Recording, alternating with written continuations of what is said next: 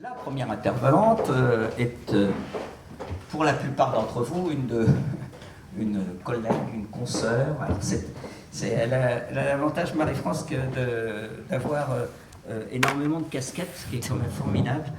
Quand j'ai besoin de quelqu'un qui est multicarte, j'appelle Marie-France et je suis sûr d'avoir la réponse. Marie-France, elle a une formation, comme beaucoup d'entre vous, une formation de soignant, une formation de soignante. Elle a été infirmière, elle a été directeur de soins. Et puis ensuite, elle a fait, et c'est là où je l'ai connue moi en fait, une petite vingtaine d'années de journalisme. Elle a dirigé des journaux professionnels, en particulier Infirmière Magazine. Et puis après, comment ça s'appelait, la revue de l'infirmière, c'est ça? Oui, hein oui. Voilà. Donc elle connaît bien cette profession, inutile de vous dire. Et elle a tourné Kazakh. Elle a décidé de diriger des résidences pour personnes âgées pendant un certain nombre d'années. Et aujourd'hui, elle fait de la formation auprès des administrations. Je lui laisse la parole pour vous parler d'un phénomène historique qui est, à mes yeux, assez essentiel et qui, peut-être dans vos pratiques, peut avoir des répercussions ou en tous les cas peut expliquer pourquoi la France, les établissements de santé en France ont des spécificités dans l'approche du patient. C'est des choses qu'on retrouve peu, on le retrouve en milieu francophone québécois, ça ne vous étonnera pas, on ne le retrouve pas forcément dans les hôpitaux américains ou dans les hôpitaux britanniques, y compris très bizarrement finalement, très paradoxalement, c'est complètement autre chose, mais dans les unités de soins palliatifs ou dans le hospice movement anglais. Marie-France, tu vas avoir le micro, c'est à toi, et moi je vais pouvoir me taire, ça va être formidable et ça va les soulager. Merci. Bonjour à tous. Eh bien, je suis ravie d'être avec vous aujourd'hui. Je pense qu'au lendemain du 110e anniversaire de la loi sur la séparation de l'Église et de l'État, ce colloque s'imposait vraiment. Je suis ravie d'être parmi vous. Je vous demanderai toute votre indulgence parce que je ne parle pas très fort, d'une part, et j'ai vraiment perdu l'habitude de parler en public, donc vous m'impressionnez beaucoup. On m'a demandé de vous parler un peu de la façon dont la laïcité s'était imposée dans les établissements de soins en France en particulier. Mais je pense que le programme de notre colloque annonce sécularisation et laïcisation. Donc je voudrais revenir sur ces deux termes. Il mérite que nous nous attardions quelques instants sur leurs différences. Parce que la laïcité est un ordre juridique qui sépare donc l'Église et l'État. Mais son objet concerne aussi les spécificités, les particularités ethniques, linguistiques par exemple, et même l'athéisme. Dans un État laïque, les lois civiles sont en vigueur dans toute la sphère publique, et donc pour nous dans les établissements de soins. Par contre, le citoyen reste libre dans sa vie privée d'adhérer à une religion, à une philosophie, de pratiquer ou de ne pas pratiquer. La foi fait partie de la sphère privée. Par contre, l'objet de la sécularisation ou la déconfessionnalisation, ça consiste dans la disparition progressive mais définitive des religions dans la vie de l'homme. Son champ d'application s'étend à la sphère publique comme à la sphère privée. C'est moi, vous allez un tout petit peu moins vite. Oui. Donc c'est un processus d'émancipation des consciences et des sociétés. La sécularisation, elle prend des siècles pour aboutir. Chez nous, le phénomène s'est enclenché à la Renaissance. Elle s'est accélérée depuis quelques années, depuis un siècle environ, avec la révolution industrielle et auparavant déjà avec l'avènement de la philosophie des Lumières. Elle prend des formes et des rythmes différents selon les pays, selon les cultures. Alors souvent, il y a des raisons historiques, socio-économiques et culturelles.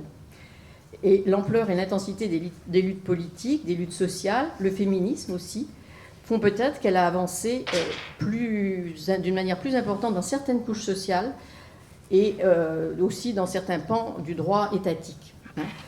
Donc elle coexiste avec la laïcité pendant des décennies. Elle coexiste avec des pratiques cultuelles et des pratiques sociales d'inspiration religieuse. Et puis peu à peu, les religions disparaissent. Selon une étude menée en l'an 2000, faute de vocation, il paraîtrait qu'en Europe, dans les 30 ans à venir, le personnel ecclésiastique chrétien en particulier va disparaître. Le judaïsme commence à être atteint à souffrir de cette difficulté de vocation, de ce manque de vocation, Et s'il n'y a plus de ministre des cultes, peu à peu, les religions disparaissent, ça paraît assez logique. Donc les peuples vont peu à peu cesser de s'inspirer des religions dans leur rite, dans leur manière de vivre, dans l'organisation de leur société, puis ils cesseront d'exercer leur culte, et enfin, ils finiront par ne plus savoir ce que veut dire l'expression « avoir la foi ». Donc vous voyez que la laïcité et la sécularisation sont deux choses bien différentes. Mais Marc vous en a peut-être déjà parlé tout à l'heure. Alors pour aborder la laïcité dans le soin, il me semble important de revenir sur la notion de soin à travers le temps, puis sur l'apparition de la laïcité dans notre société qui s'est faite au cours du temps, peu à peu. Les deux notions, les deux termes ont évolué. Ils ne signifient pas la même chose dans toutes les cultures. Et donc nous allons voir que dans l'histoire de France, la laïcité est arrivée relativement tôt, mais qu'elle est avancée, reculée, avant de s'imposer après la Révolution. Alors je ne vais pas remonter à l'ère préhistorique, hein. Pourtant on pourrait, puisqu'il semble que la chirurgie se pratiquait. Des anthropologistes comme Broca, dont le nom vous est connu, qui était lui-même chirurgien, et son collègue Prunière ont démontré en 1874 que la trépanation, par exemple, était un acte connu et pratiqué à l'ère de Pierre. Aujourd'hui, l'hôpital est un lieu de soins. On exerce l'art de guérir, maintenir l'homme en bonne santé, faire disparaître les conséquences de toute atteinte pathologique, telle est sa première mission. Aujourd'hui, pourtant, d'autres aussi importantes et complémentaires s'y sont ajoutées, puisque ce sont des lieux de formation, des lieux de recherche. Mais le premier objectif, c'est quand même de guérir. À l'origine, c'était totalement différent. L'hôpital semble être une création du christianisme primitif. Il s'agissait de mettre en pratique les principes de charité qui avaient été enseignés par le Christ, à savoir « aime ton prochain comme toi-même ». En pratique, des lieux d'accueil pour tous les déshérités étaient créés parallèlement aux églises. Chaque fois que s'implantait une église, un lieu d'accueil était créé. Dans les années 300-350, de véritables établissements hospitaliers ont été créés à Byzance, par exemple. En Occident, le mouvement a été beaucoup plus long. À Rome, les premiers lieux d'accueil ont vu le jour dans les catacombes, donc dans la clandestinité. Ils accueillaient les victimes des persécutions, les esclaves qui étaient en fuite, mais aussi toutes les formes de misère qui pouvaient être ainsi secourues, accueillies, nourries, mais dans la clandestinité. Les plus anciennes mentions relatives à la création de fondations hospitalières se retrouvent dans les lettres de l'apôtre Jérôme en 420. Un établissement en plein jour aurait été créé à Rome donc en l'an 380, puis on en retrouve des traces à Ostie à la fin du IVe siècle. En Gaule, les choses sont allées plus lentement, mais à Lyon et à Arles, la construction d'un établissement charitable a été sans doute le premier. Les deux villes se disputent la primeur d'être les premiers à avoir eu un hôpital. Le roi Childebert aurait financé cette innovation à Lyon, et Saint-Césaire, qui était un évêque à Arles, mentionne dans ses écrits l'existence d'un hôpital dès la fin du Ve siècle. Avec l'apparition des pèlerinages, qui était un phénomène social et religieux, l'hôpital a commencé par être un lieu de refuge pour les voyageurs. C'était un abri où ils trouvaient le gîte, le couvert et aussi des soins dévoués en cas de maladie. Mais le nombre de structures a stagné entre le 7e et le 11e siècle. Alors pourquoi est-ce que l'hôpital décline entre le 7e et le 11e siècle ? Bon, ça tient beaucoup au contexte politique et social, à l'économie et notamment au type de société qui était une société féodale. La seigneurie vivait repliée sur elle-même avec tous les pouvoirs. Le serf était pratiquement le seul agent actif de cette société qui vivait d'une économie essentiellement terrienne. En effet, son maintien en bonne santé, le maintien du serf en bonne santé, était très important pour la récolte, pour l'entretien des terres, et c'était les principales sources de revenus du seigneur. Donc il tenait à ce que son serf soit en bonne santé. Alors quand il était malade, il le soignait sur place. Et quand je dis soigner, c'est beaucoup dire, parce que finalement, la devise du serf, c'était vraiment travailler ou mourir. Donc dans ce monde précaire, les couvents et les monastères sont restés les refuges de tout ce qui décline et périt dans le reste du pays. Alors non seulement on accueille dans les monastères, mais on a aussi gardé des traces de la culture antérieure et du savoir. Donc c'est là que se pratique le savoir, la solidarité et la culture. Mais les connaissances médicales ne font pas exception, elles aussi restent cachées et ne se développent pas dans cette période. Les infirmeries des couvents ont gardé et transmis la tradition de l'hospitalisation au sens de porter secours à ceux qui en ont besoin. Mais ils ont aussi transmis les savoirs médicaux. Et au seuil du XIIe siècle, toutes les anciennes institutions ont disparu, Mais un nouveau départ s'annonce. Des hôpitaux, des léproseries se créent au cœur de la France. On retrouve des traces de l'hôpital Saint-Jacques à Provins, qui date des années 1000, de Saint-Jean-du-Haut-Pavé à Étampes, par exemple. Certaines créations répondent de façon générale aux besoins d'une population de déshérités au sens très large du terme, c'est-à-dire tous ceux qui ont des raisons économiques, sociales, sanitaires, ou en fonction d'un handicap ou du grand âge, ne peuvent survivre, ne peuvent se suffire à eux-mêmes, ils nécessitent donc l'aide de la société. La fonction essentielle de l'hôpital, alors, est toujours l'hébergement. Il y a aussi, parallèlement, des léproseries qui sont créées. Ce sont des lieux de vie, puisque la maladie est incurable. Le malade reste malade jusqu'à la fin de sa vie, à l'époque. Donc l'objectif est surtout de protéger la société de la contagion. Les léproseries sont construites à l'extérieur des villes, de manière à protéger les gens, les bien portants. Et il faut savoir qu'à l'époque, les hôpitaux sont des maisons de charité, elles sont souvent de petite taille et elles ne possèdent aucun équipement médical. Dans les hôpitaux du XIIe siècle, le chirurgien est bien moins payé que le cuisinier, par exemple. Et il n'a pas meilleure réputation, bien au contraire, parce qu'on ne se passe pas de cuisinier, on peut se passer d'un chirurgien. Pourtant, quelques précurseurs ont traversé le siècle et leurs traces peuvent encore se voir, par exemple à Angers, où il y avait un très grand hôpital avec des grandes salles, l'hôpital Saint-Jean. À Beaune, à Tonnerre, à Gonesse, on retrouve des traces de ces hôpitaux. Tous ces établissements relevaient de l'autorité ecclésiastique, d'une manière directe. Ceci explique que leur aspect, leur organisation, correspond à l'architecture religieuse. À cette époque, les malades comme les pauvres sont marqués du sceau évangélique. Ils sont pour les religieux la représentation du Christ parmi les hommes. Aussi, c'est le roi, ou en son nom l'Église, et des confréries qui répondent aux besoins des plus démunis. L'hôpital assure toujours le gîte, le couvert, mais on commence à voir apparaître des soins. C'est aussi au Moyen-Âge, vers 1150 à peu près, que sont créées les premières facultés. Facultés de médecine et de théologie se côtoient de façon très proche. On peut presque les confondre parfois. Mais une première école de médecine semble avoir été fondée à Montpellier en même temps que la ville elle-même. Suivront les facultés de Toulouse, puis de Paris, qui n'a pas été précurseur en l'occurrence. Il s'agit d'organismes ecclésiastiques dépendant du pape. L'autorité religieuse surveille de très près le contenu des enseignements. Au départ, ouvertes uniquement aux religieux, les facultés vont peu à peu accueillir des laïcs. Les prêtres eux-mêmes rencontrèrent pourtant des difficultés, par moments, à intégrer des facultés de médecine. Il y avait une rivalité entre les laïcs et les prêtres.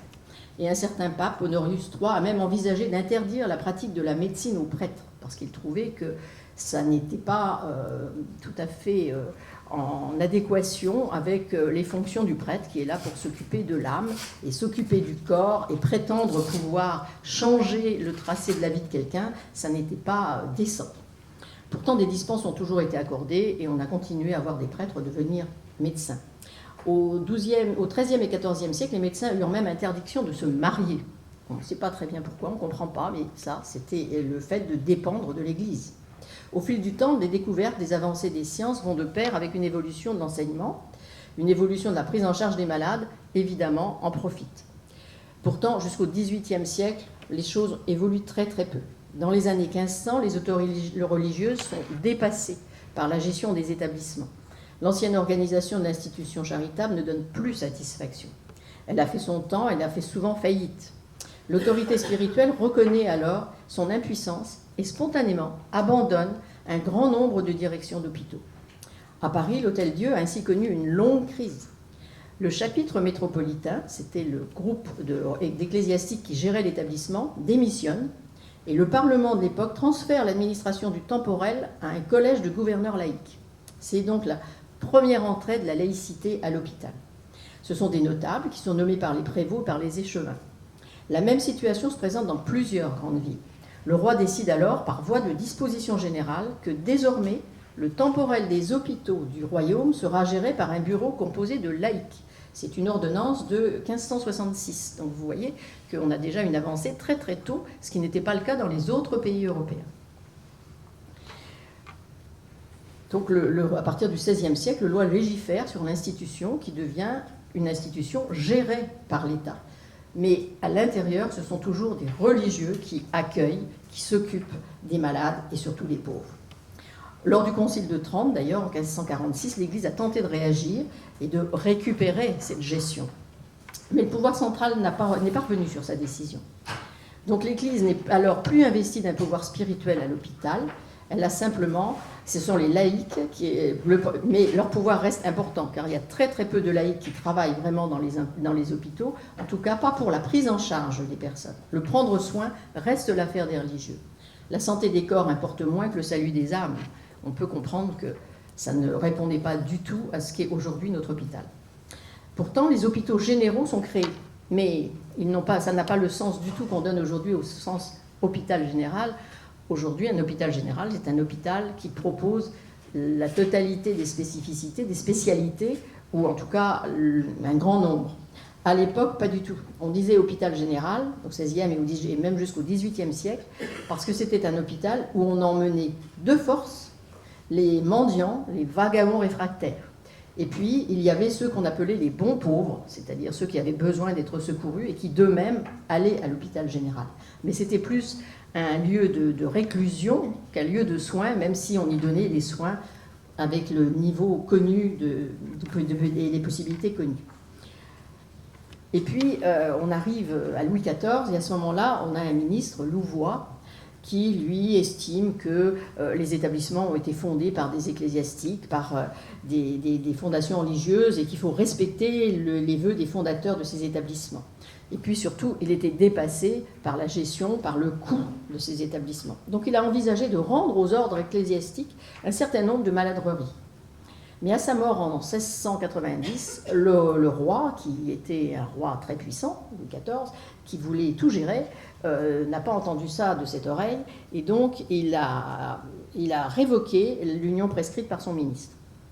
Désormais, les choses qui changent, c'est que les revenus des établissements doivent être utilisés non pas au bénéfice de ceux qui les gèrent et qui les tiennent, mais au seul bénéfice des malades. Une déclaration royale de 1698 met en place le règlement de l'administration des hôpitaux. C'est une véritable charte organique qui restera en vigueur jusqu'à la Révolution. Les principales dispositions seront reprises d'ailleurs dans le texte qui, en l'an 5, régira l'hôpital contemporain. Donc vous voyez que sous Louis XIV, nous passons de l'hôpital institution à l'hôpital établissement. C'est déjà un grand pas. Au cours du XVIIe et du XVIIIe siècle, de nombreux hôpitaux seront construits avec des spécificités. On commence à voir des hôpitaux réservés aux maladies contagieuses, des hôpitaux d'enfants, des hôpitaux réservés aux femmes en couche, nos premières maternités.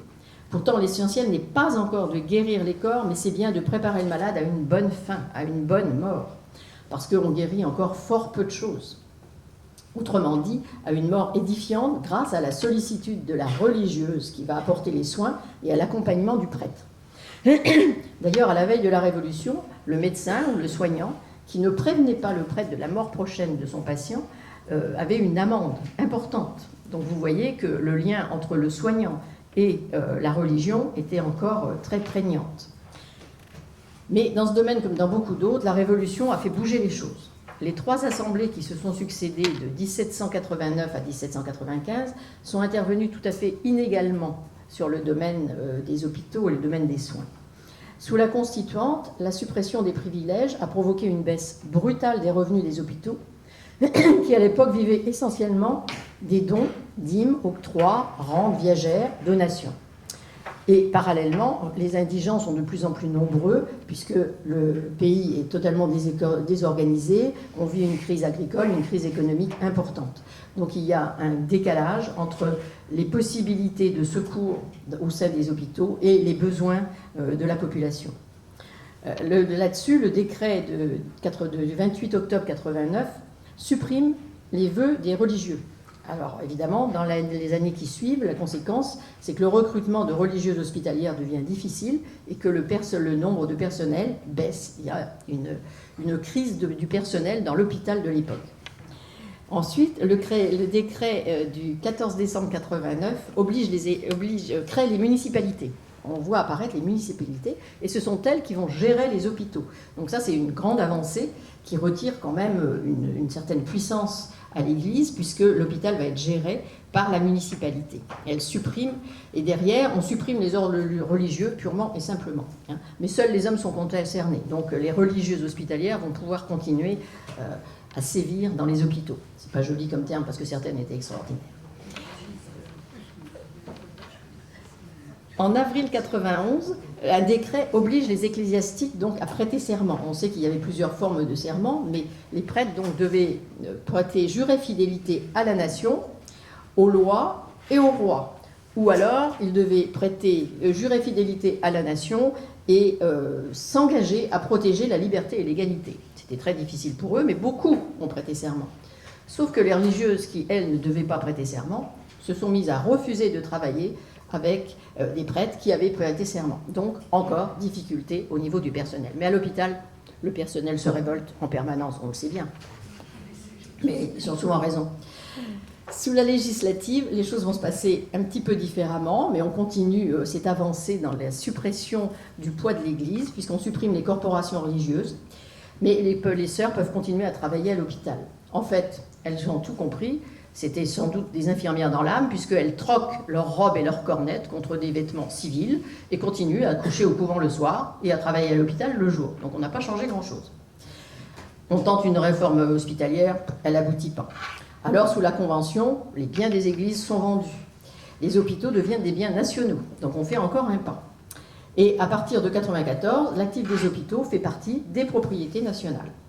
Mais le désordre dans tout le pays atteint aussi l'hôpital. Il est dans un drôle d'état. Il n'y a pas beaucoup de personnel, on n'a pas de moyens financiers, donc c'est catastrophique et les administrateurs sont amenés à refuser l'entrée aux indigents et aux malades, voire à jeter les malades et les infirmes à la rue. Cette première laïcisation des institutions se fait donc très difficilement. Le principe du droit au secours public à l'assistance fait son chemin dans les esprits et dans les textes, mais sur le terrain, les difficultés demeurent. Pourtant, Diderot avait déjà évoqué dans son encyclopédie en 1765 l'idée d'une caisse centrale des hôpitaux. Mais en 89, on parle plus de pauvreté que de santé. L'hôpital a surtout un rôle social.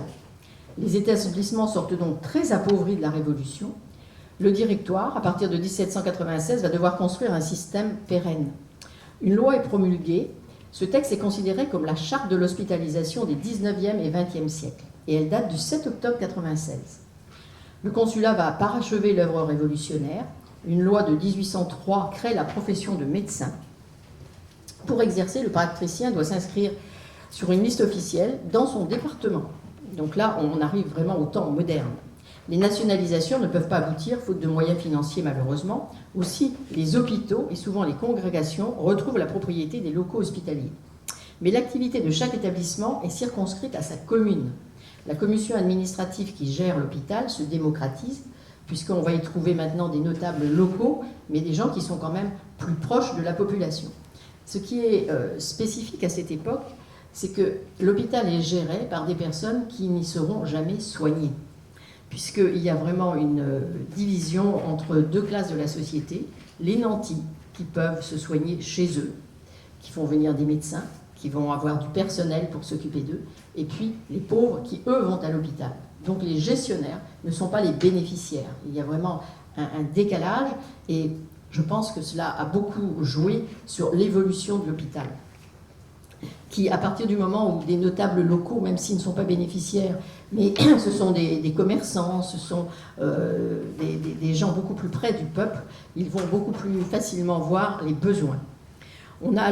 Commence alors le choc frontal avec l'Église catholique en particulier, dont les desservants, prêtres et religieuses, ont l'habitude de s'occuper des malades dans les établissements de santé en mêlant prières et conseils thérapeutiques. L'un allait avec l'autre. Il y avait encore à l'époque des infirmières qui soignaient avec de l'eau bénite. Ça ne pouvait pas faire de mal, certes, mais en termes de thérapeutique, on a vu mieux.